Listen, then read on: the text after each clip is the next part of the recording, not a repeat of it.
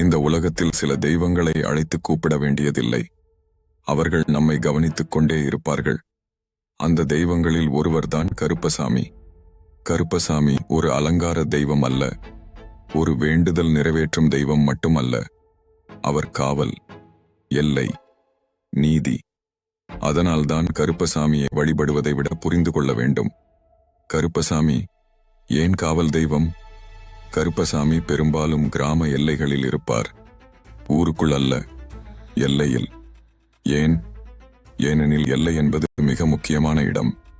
எது உள்ளே வரலாம், எது உள்ளே வரக்கூடாது என்று முடிவு செய்யும் இடம். அது கிராம எல்லை மட்டுமில்லை, அது மன எல்லை. வாழ்க்கையில் எல்லாவற்றையும் அனுமதிக்க முடியாது.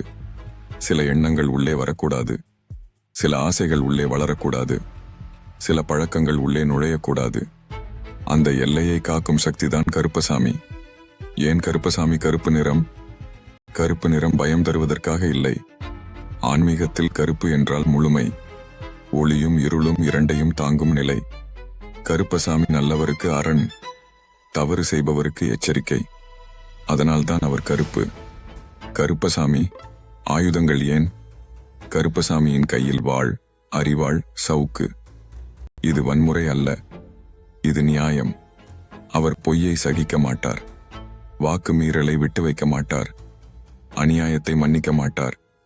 அதனால்தான் கருப்பசாமி மேல சத்தியம் என்றால் அது சாதாரண விஷயம் இல்லை. அவர் வார்த்தையை காப்பவர். கருப்பசாமி ஏன் பயமும் பக்தியும் சேர்ந்து? கருப்பசாமி பயம் தரும் தெய்வம் இல்லை. அவர் பாவத்திற்கு பயம், நேர்மைக்கு பாதுகாப்பு. நீ நேர்மையாயிருந்தால் அவர் உன் பின்னால் நிற்பார், நீ தவறு செய்தால் அவர் உன் முன் நிற்பார். அதனாலதான் கிராமங்களில் திருட்டு குறைவு, வாக்கு மீறல் குறைவு. அவர் மனசுக்குள்ளேயே ஒரு காவல்காரன் மாதிரி இருந்தார். இப்போ ஒரு முக்கியமான கேள்வி. இவ்வளவு பெரிய பெரிய கோயில்கள் இருக்கும்போது, அவ்வளவு பெரிய தெய்வங்கள் இருக்கும்போது, ஏன் அந்த கோயில்களின் சுற்றுப்பகுதிகளில் கருப்பசாமி காவல் தெய்வமாக இருக்கிறார்? இதுதான் மிக முக்கியமான ஆன்மீக ரகசியம். கோயில் என்பது என்ன? கோயில் வெறும் வழிபாட்டு இடமில்லை, அது ஒரு ஆற்றல் மையம். அங்கே வரும் மக்கள் எல்லாரும் ஒரே மனநிலையோடு வரமாட்டார்கள். சுத்தமான பக்தி, பேராசை, பொறாமை, பொய் வேண்டுதல், தீய எண்ணம், இந்த எல்லா ஆற்றல்களும் ஒரே இடத்தில் சந்திக்கிறது. அந்த ஆற்றலை ஒழுங்குபடுத்த ஒரு காவல் தேவை. அந்த காவலே கருப்பசாமி. மதுரை அழகர் கோவில். மதுரை அழகர் கோவில் கள்ளழகர் மகாவிஷ்ணுவின் பெரிய சக்தி வடிவம்.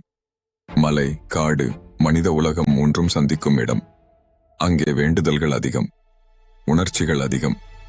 அந்த சக்தி தவறான திசைக்கு போகாமல் இருக்க கருப்பசாமி காவல். மதுரை மீனாட்சி அம்மன் கோவில். மீனாட்சி அம்மன் கருணை, அன்பு, அருள். ஆனால் கருணைக்கு எல்லை இல்லை என்றால் அது தவறாக பயன்படுத்தப்படும்.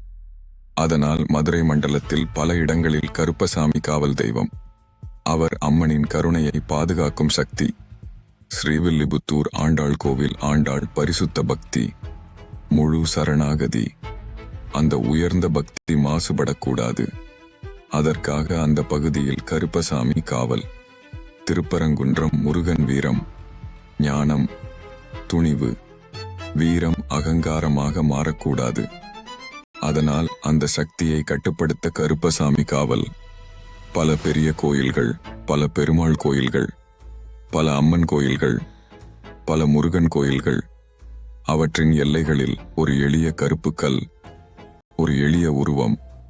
அவர் அலங்காரத்துக்காக இல்லை, அர்ச்சனைக்காக இல்லை, காவலுக்காக. கருப்பசாமி என்ன காக்கிறாரு? தீய எண்ணங்கள் உள்ளே வராமல், பொய் வேண்டுதல் பலிக்காமல், அநியாயம் தண்டனை இல்லாமல் போகாமல், தெய்வ சக்தி மாசுபடாமல். அவர் தெய்வத்தையே காப்பவர் என்று சொன்னாலும் அது தவறு இல்லை. இப்போ வாழ்க்கைக்கு கொண்டு வாங்க உள்ளே நல்ல எண்ணங்கள் இருக்கட்டும், ஆனா எல்லாவற்றையும் அனுமதிக்காதீர்கள். உள்ளே ஆசை இருக்கலாம், ஆனா பேராசை வரக்கூடாது. உள்ளே கோபம் வரலாம், ஆனா வன்முறை ஆகக்கூடாது. இந்த எல்லையை உள்ளே காவல் காக்கும் சக்திதான் கருப்பசாமி. கருப்பசாமி வழிபாடு என்றால் என்ன?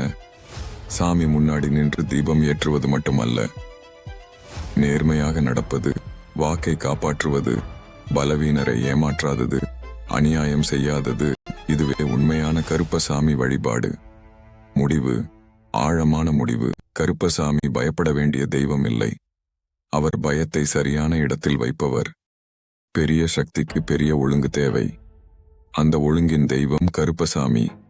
அதனால்தான் பெரிய பெரிய கோயில்களுக்கு கருப்பசாமி காவல். உன் வாழ்க்கையிலும் அந்த காவலை உள்ளே உருவாக்கி கொண்டால் எந்த தீய சக்தியும் உன்னை நெருங்க முடியாது. அதுவே கருப்பசாமி அருள். கருப்பசாமி துணை, நீதி துணை, உள்காவல் துணை.